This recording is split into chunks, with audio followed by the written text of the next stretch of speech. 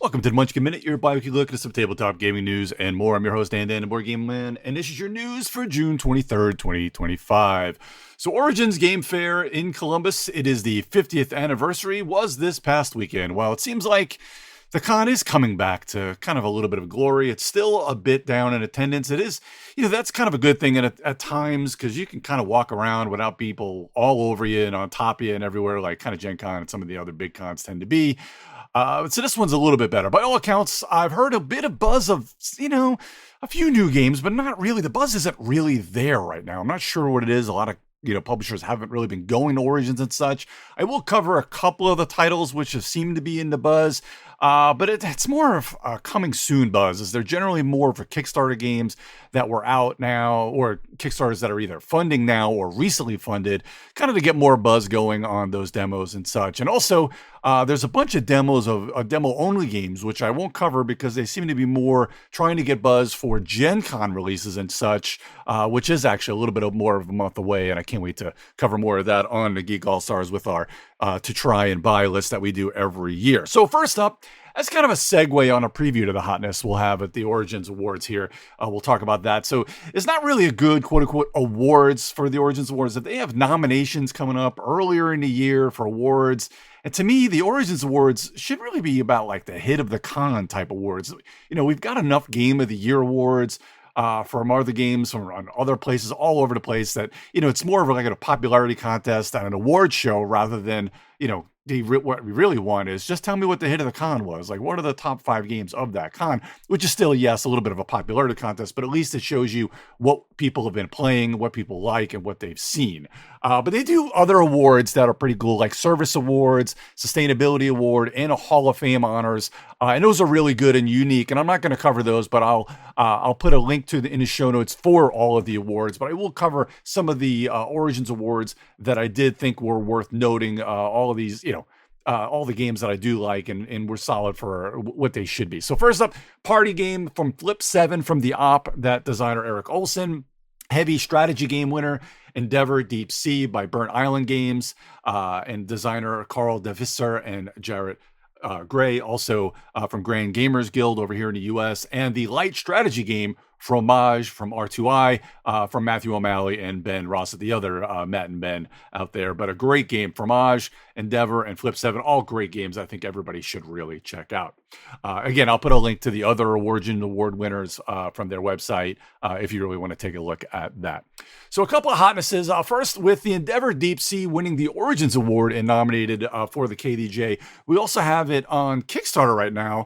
I think I might have covered that it was coming soon a few episodes back, but I will talk about it later in the Kickstarter section. Endeavor Deep Sea Uncharted Waters. That was one of the big buzzes at the con. I guess it was being shown off different places.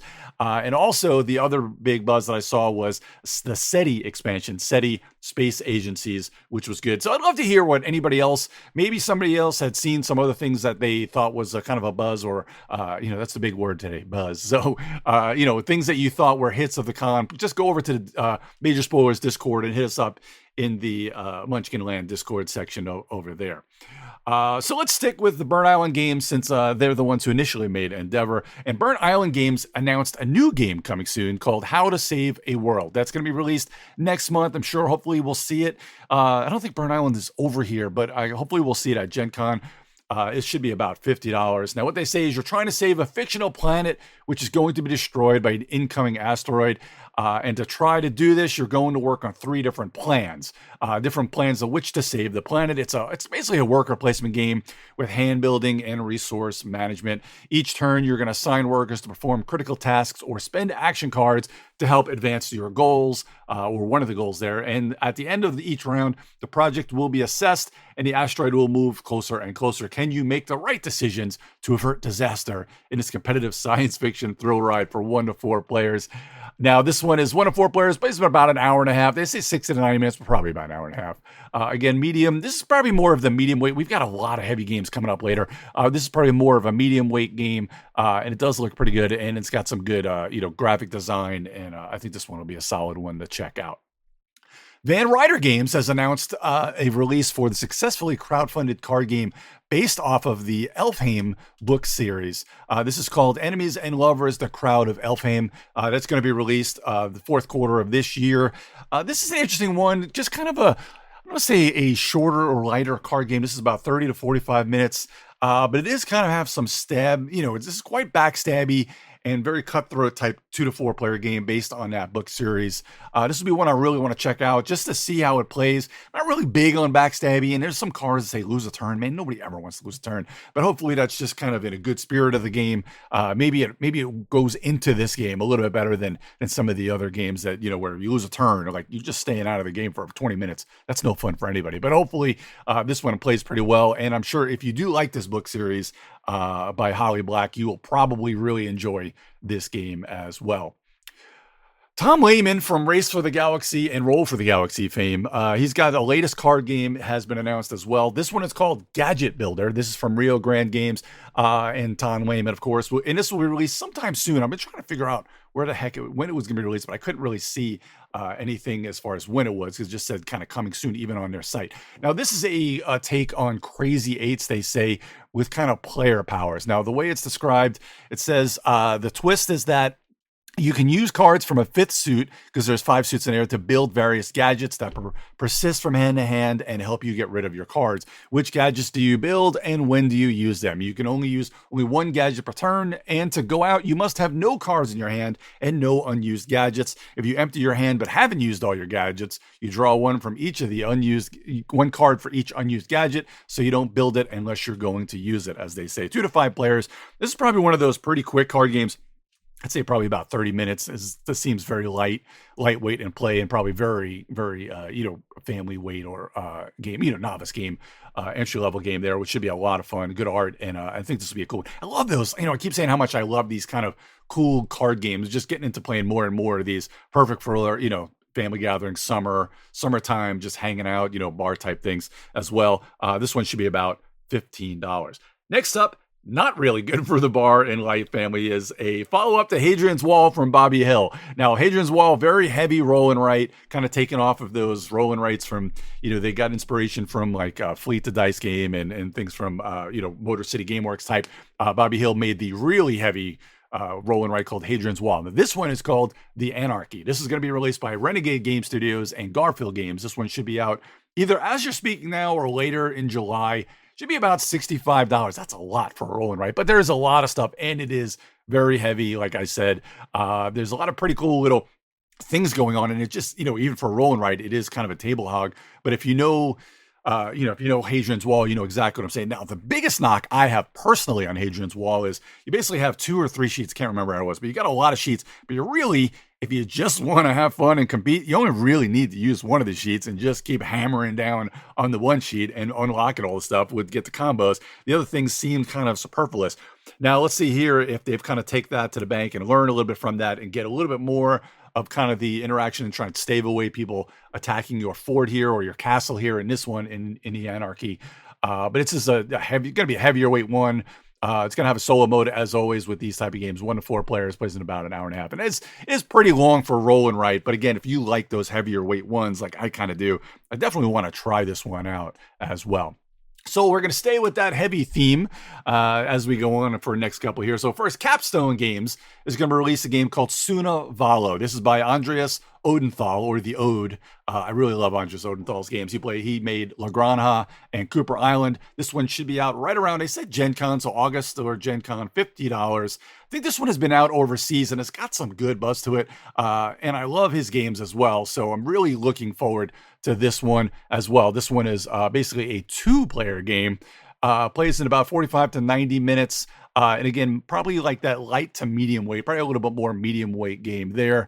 It says that there's a feature an innovative purchasing mechanism, so you're going to secure the right cards before your opponent does, snatch up the more valuable ones, and host prestigious events. Each time you acquire a new card on your farm, you activate an entire column of cards. So there's your engine building there, causing your farm to flourish. However, you must also earn the resources to cover the cost of these cards. After 3 game rounds, whoever has the most victory points, blah, blah, blah, blah. So this one looks pretty good. And again, he has that really cool kind of tableau or engine building, tucking cards, using cards for later, making a good engine. Odenthal is really good at that. So really want to check this one out as well. And finally here, staying heavy, Board and Dice has announced Tanzia. This is from Antonio Petrelli and Danielle Tascini. And it's going to be released in the US later this summer, probably August, September. Again, it says the pre-order, it's such a weird one. So it's August, September, and they said Gen Con, but unsure of the price. But the web also says the pre-order is in Q3. So I guess the end of the summer is quote unquote Q3, but hopefully we'll see this one at Gen Con as well. This is a game that they kind of described as having these kind of mechanisms of tower defense, engine building, contract fulfillment, worker placement, hand management, set collection, and variable player powers. While that sounds like a lot, it's very easy to build that into a lot of these games. And Tenzia, this seems like one of those that you'll have a lot of fun playing this one here. 1 to 4 player games, I'll have a lot of fun, with the heavier weight kind of games. They got a 4.0 here, which is very heavy on BGA. I think that might be a little overshooting it for these designers, but I think it'll probably be in that 3 range. So probably a medium to heavier weight Euro. Plays in probably about 2 hours, 1 to 4 player game.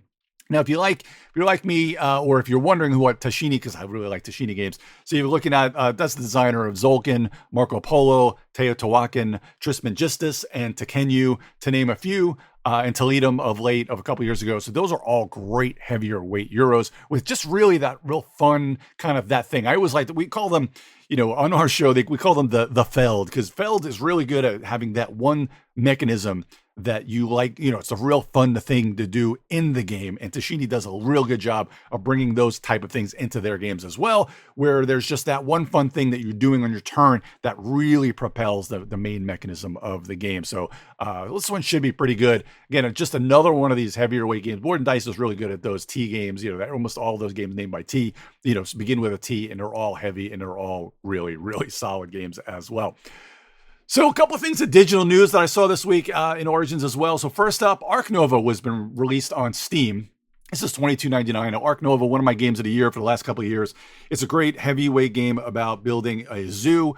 You can actually play this one on BGA where there is the expansion. Here on Steam, you'll have a little bit more access to some other people that don't know what BGA is, or some other players, or you can play this one solo on there as well. You played on solo on BGA as well, but here you'll be able to play solo. They'll have some achievements and some challenges that you can play, and kind of it's going to do a lot of the upkeep for you rather than playing the same game solo on a table, which I like to do anyway. But this kind of keeps a lot of that kind of upkeep done for you with the game, and I'm sure there'll be a good player base to play this one multiplayer on there as well. The other game that was announced this week is another huge game. I think it was also a game of the year for mine for about 5 years ago. So Lost Ruins of Arnak from CGE has got an announcement upcoming soon on Steam. I'll have a link to both of these if you want to wishlist them both on Steam. And Lost Ruins of Arnak, a great game, great Euro game with some deck building elements and just a lot of fun. And I think right away at release, they're going to have some of the expansions in there, because they were talking about player powers and using your player, which one you want to use to, do the different player powers. Which one of your kind of Indiana Jones type character that you're going to use, your investigator or whatever you want to say, to go out there and go into the temples and such. It's a great game. It's one of my favorite games, and this one should probably have a little more than what Ark Nova had at release, because I'm not sure if Ark Nova is going to have the expansion at release. It was kind of like, well, why would I play this on Steam rather than playing it on BGA? Now, Lost Ruins of Arnak does not have any expansions on BGA, so having it here on Steam with some of the expansions would really, really makes me want to kind of get into that one. Hopefully, it's got a good price. I think Ark Nova might be a little pricey at $22.99, so we'll see what Lost Ruins of Arnak. So definitely, you definitely want to go ahead and wish list these and see when they go on sale, or when for an Arnak's case, when it is released. Let's head on over to crowdfunding now. So I want to go back again. As I mentioned last time, Game Toppers 5.0 on Kickstarter right now. They've got about a little less than 3 weeks to go.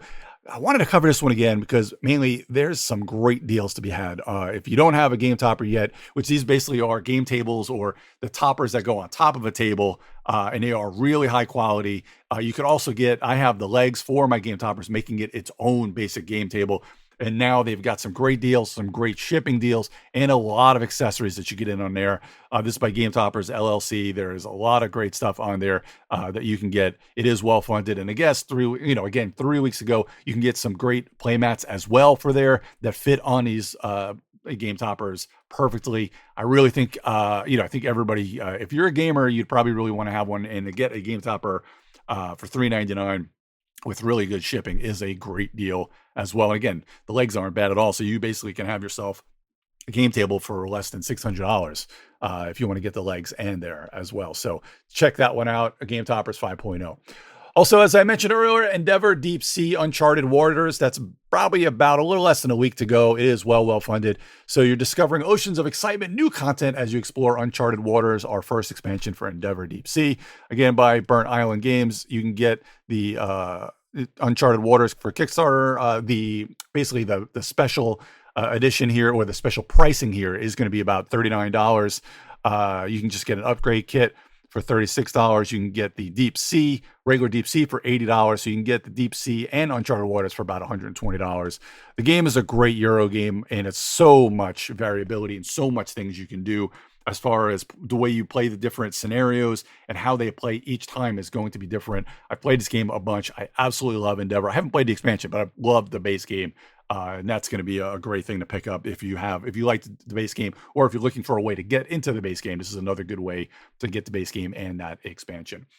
Next up, I mentioned Feld earlier. Here we are, the Stefan Feld City Collection by Queen Games, where these are kind of the the updated version of an older game of Stefan Feld, where they've kind of went back to the drawing board, updated them a bit, and kind of named them after cities. This is Manila and Beijing. Now, Manila is going to be the updating of Amerigo, which was one of the original Felds, or I wouldn't say original Felds. It was probably the only Feld at the time, before Marrakesh, to have the Cube Tower, and they've kind of done the Cube Tower a little bit different. They're kind of redoing the Cube Tower, so instead of having things get caught in there, you're going to have one side of things that come out of the Cube Tower and one side of things that don't come out. I'm sure the things that don't come out, quote unquote, don't come out, which go onto that side, which will go back into the Cube Tower, are probably going to be a little bit less, because that's the whole idea, is you don't want a lot of things to stay in there. You just want a few things to stay that will go back in there, so that's a little bit more variable. But anyway, Marigo was really good Euro game that I really liked. It kind of was showing its age, since it is over 10 years old, where we've kind of come a long way in kind of game design, and now with the upgrading here,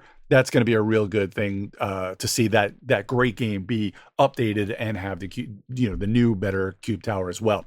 Now, Beijing, on the other hand, is based off a game that I absolutely hate. I'll be honest there. I absolutely hate In the Year of the Dragon. Now, the reason why I hate it is because you're playing a heavy Euro game for an hour and a half that just feels like you're getting kicked in the nads for 2 hours.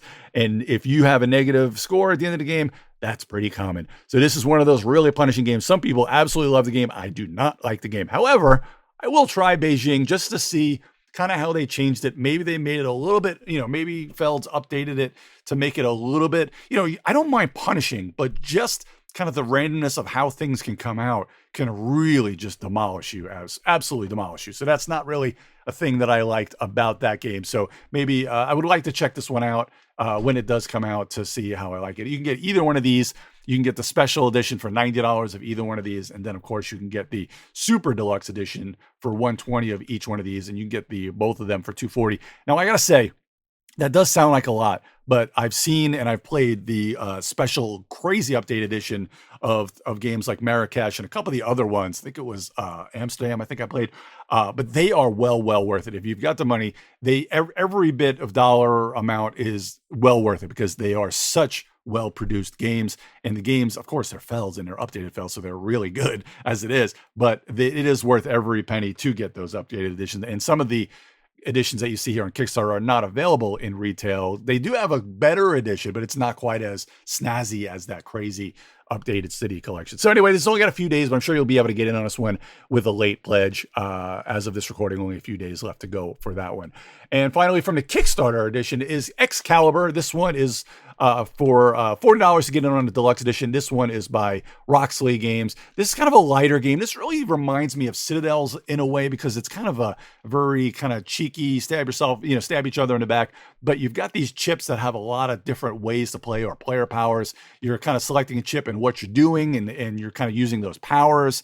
You're going to draw, steal, swap. You're going to peek at other people's chips and stuff. You do a lot of different things, and you're trying to be the one to wield Excalibur. A decent game. $40, not a bad price for this. It's a little smaller game So 40 doesn't, while 40 is actually, it's not too bad. It's hard to say because it is good. That is the deluxe edition. So you're going to get better chips there. So that's, that'll probably be well worth it there. So that's a little less than a week to go. And of course, again, I'm sure you'll be able to get in on this one for a late pledge. We got two from GameFound. Well, one from GameFound I want to talk about, and one that we kind of mentioned on the guild that, not the guild, on Discord that, that I kind of want to bring up here in case the people aren't on Discord. So first up, we've got Veil Ward, the Isofarian Guard, Veil Ward. Now, the Isofarian Guard is kind of your Gloomhaven type. It's got a different way of playing, but it's basically a 1 or 2 player game because you're kind of controlling 2 different kind of heroes as you're going through the different campaigns, and those heroes will change as you're playing the game, the base game. This is an expansion for it that you can get in. You've got the Everything New pledge for $225. Or I think you can just get the expansion for 120. Now, again, Isofarian Guard, really, really good. If you do like games like anything named Haven, Gloomhaven, Frosthaven, or if you like Tainted Grail, those type of games, this is such a great game. This one is, Isofarian Guard is great. It uses kind of chips, pulling chits from bags, and it really feels good to play. The way you're adding, you're kind of bag building, really good narrative story as you're building up your characters and playing through every one of them. This one is great. Well funded. There's about 3 weeks to go on this one as well. And that is from Sky Kingdom Games. Can't recommend this one enough. And the coming soon, which will be out later this week, as of you're listening to this, probably out now. So this one, The Lord of the Rings, The Confrontation. This is the Ultimate Edition. It's amazing. This collector's edition pledge of this kind of 20-year-old game, which is a pretty cool game, but it's not a game that I'd spend a couple of $1,000s on. However, if you really like this game, they've got kind of a table for this game, and it turns into its own table as it is.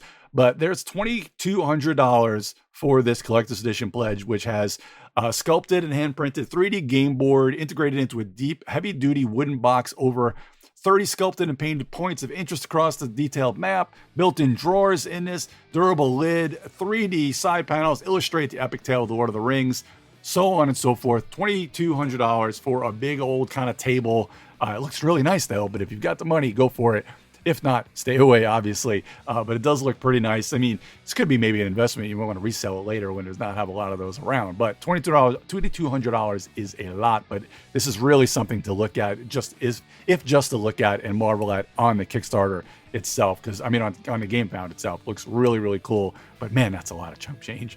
Anyway, thanks for joining me today. If you see any news you think I'd like to feature, shoot me a message at GeekJockDan on Twitter. Also, hit me up on Instagram as well. And please check out Majorspoilers.com for more content by Steven and the rest of the Major Spoilers crew. And check out my show, the Geek All-Stars Podcast, and find me, like I said, on Instagram as well. As always, I'm Dan, the Board Game Man, and I'll see everyone in a couple weeks for another Munchkin Minute. This podcast is copyright 2025 by Major Spoilers Entertainment, LLC.